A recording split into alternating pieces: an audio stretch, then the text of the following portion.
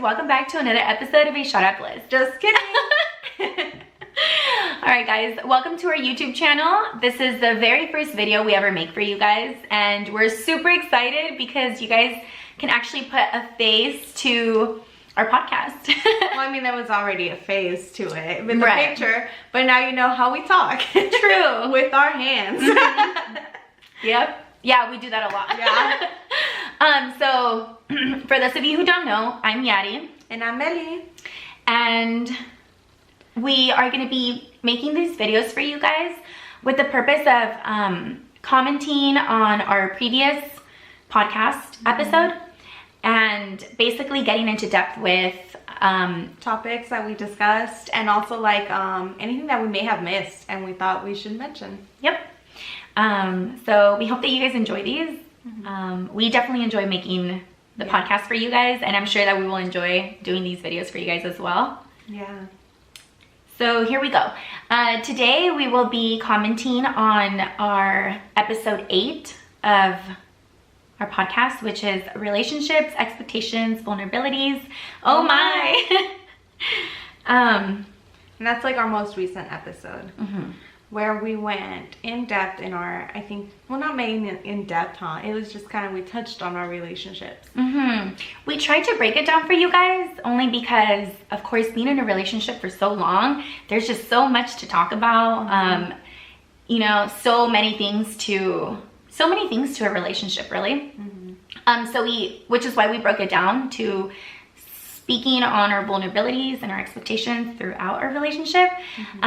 But we did feel that it was a little difficult for us to really pinpoint our vulnerable moments and our expectations at the beginning of our relationship, just because it's been so long since then. Yeah, your relationship started back in middle school. Yeah, kind of. I did mention earlier, I don't even think that you can call that dating. It was just holding hands throughout the halls. And walking to the next class together. Those are the good days. Right. I do want to emphasize that just because we don't really remember our vulnerable moments at the beginning of a relationship, it doesn't mean that we didn't feel them so deeply at that moment. It was hard for me to tell him that I didn't feel like he was as interested as I was. Because I felt like I was doing all the talking. I was always the one engaging and just expecting so much from him, and all those long talks that he wouldn't want to talk with you. Yeah. All those phone calls that had to end like 30 minutes into the phone call because 30-minute conversation, really? Yeah. No way. Girl, I expected to be on the phone with him for like 5 hours. Oh my gosh. But he was just like out of conversation. In the middle. Damn, 5 hours is how long too? We're so extreme. You guys are like opposites extreme though. Yeah. So yeah, 30 minutes is a little bit. I know. Dang. That's all I got. What were you thinking? I know.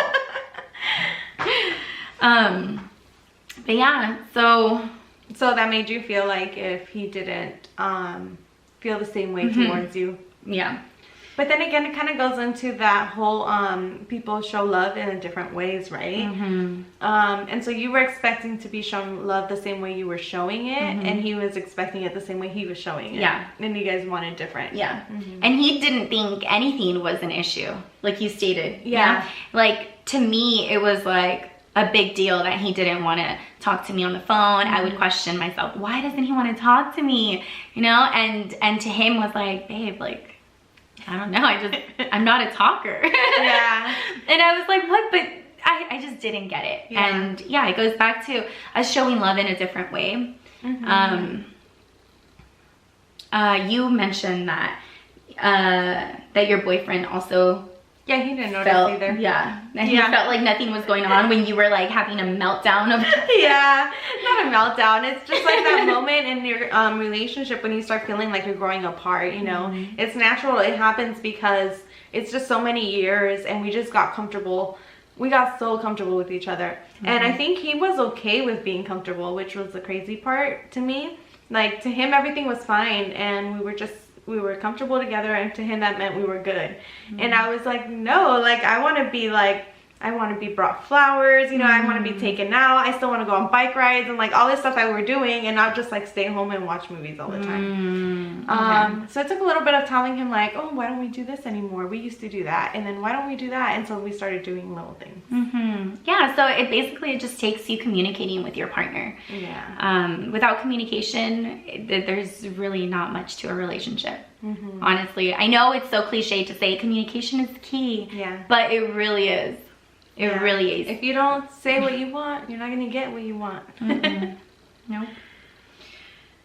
Another thing that we failed to mention was how we get through our vulnerabilities. Yeah, like how do we break that barrier, right? And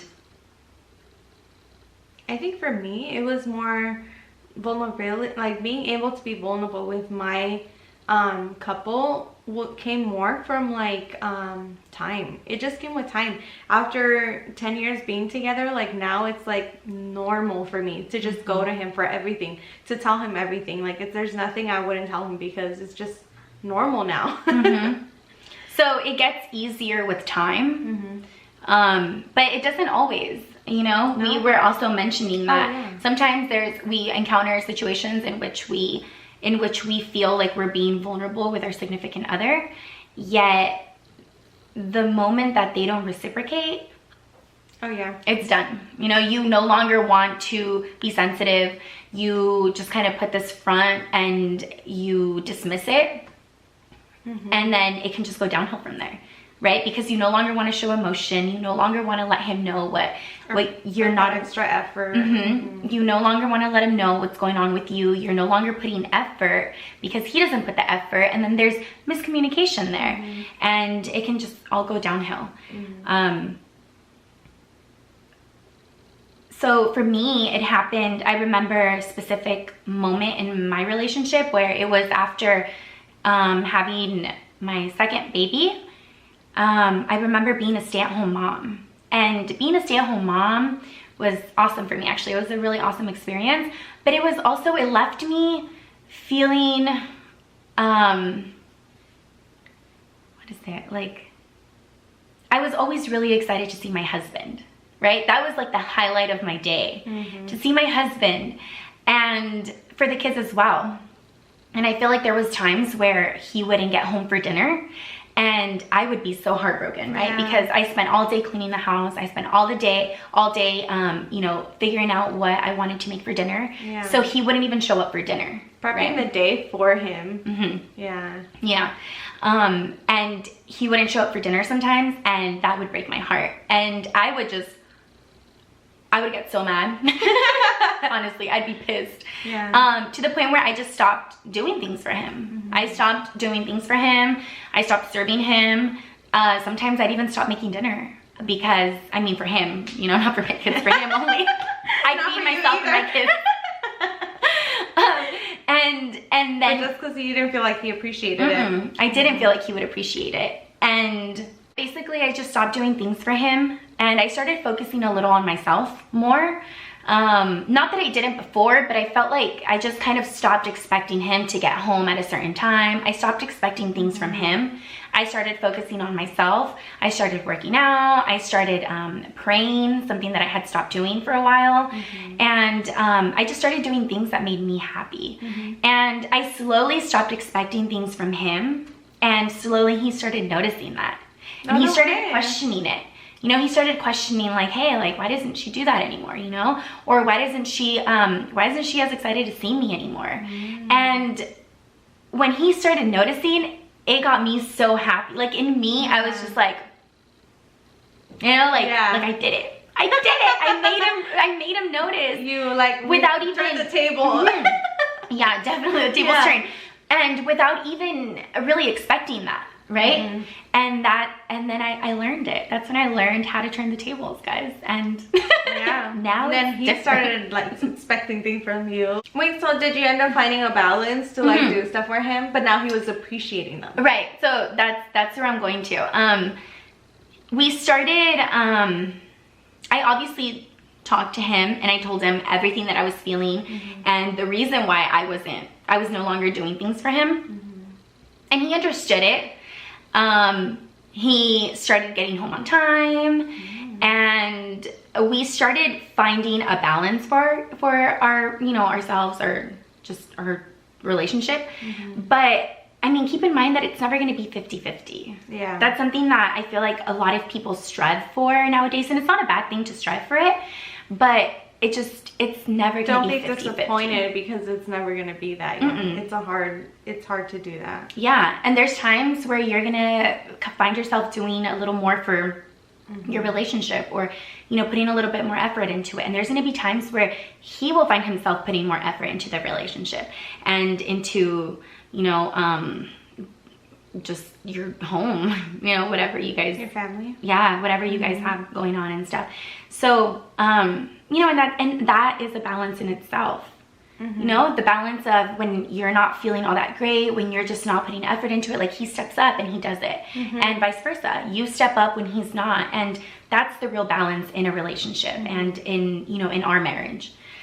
But and I think it just happens with time too, no? It does happen with time, because let me tell you, like, before, say 5 years back, it didn't just happen. You know, it was a struggle to find that balance. Like I said, you know, I stopped doing things for him, he stopped doing things for me, and it was just, you know, and he stopped doing things for me because I stopped doing things for him, and it was just, you know, we'd always go back and forth, and, you know, we'd like keep tally on each other. Each one was doing. And oh, I did this, or I would do more, I'm more like this, or you know, I do less of this, and it's just stuff that can't happen. You know, you can't go into a relationship with that mentality, and you can't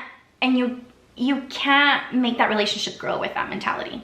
You know, and oftentimes it happens. You know, you find yourself doing that, and you need to communicate. You know, there comes a point in time where you just gotta sit him down, or he needs to sit you down and say, this has to end, because we're not going to get anywhere doing this. And, you know, I mean, it comes with time, you know, you finding your balance.